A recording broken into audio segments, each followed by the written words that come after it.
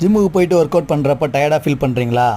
ஒரு கிளாஸ் போடும்போது அப்படியே கொஞ்சம் டயர்டாக வர மாதிரி, கொஞ்சம் டல்லாக வர மாதிரி இருக்கா?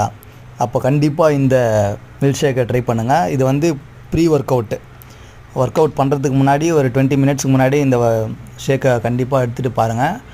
ரிசல்ட் பக்காவாக இருந்தது. நான் ட்ரை பண்ணேன். இதை பண்ணுறதுக்கு வந்து ஒரு 1/4 கப்பு மில்க் எடுத்துக்கோங்க. ஒரு 3 டேட்ஸு ஸ்வீட்டுக்காக ஆட் பண்ணியிருக்கேன். அதுக்கப்புறமா வந்து ட்ரை ஃப்ரூட்ஸு, இது வந்து பாதாம், முந்திரி, பிஸ்தா, வால்நட்டு இது எல்லாமே மிக்ஸ் பண்ணி அரைச்ச ஒரு பவுட்ரு வச்சுருக்கேன். அந்த பவுட்ரு ஒரு 3 ஸ்பூனு கிட்ட போட்டுக்கோங்க. 3 ஸ்பூன் போட்டுட்டு அதுக்கப்புறம் வந்து இதில் வந்து ஸ்பெஷல் இன்க்ரீடியன்ஸாக வந்து வே பவுட்ரு ஆட் பண்ணுறேன். Not necessary. உங்களுக்கு வே பவுட்ரு இல்லைன்னா பரவாயில்ல, வே பவுட்ரு இல்லாமல் கூட போடலாம்.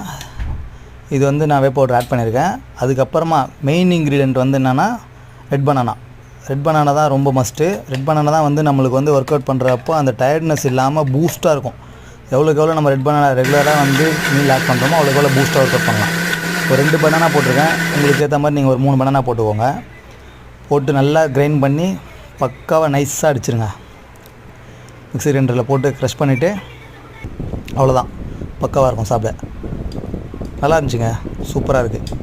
சுகர் வேணுன்னா கொஞ்சம் போட்டுக்கோங்க. நான் சுகர் யூஸ் பண்ணுறதில்ல, இது தான் யூஸ் பண்ணுறேன், டேட்ஸ் தான் யூஸ் பண்ணுறேன். அவ்வளோதான். இதை போட்டுட்டு போயிட்டு ஒர்க் அவுட்டை ஸ்டார்ட் பண்ணோன்னா உங்களுக்கு டயர்டே தெரியாது.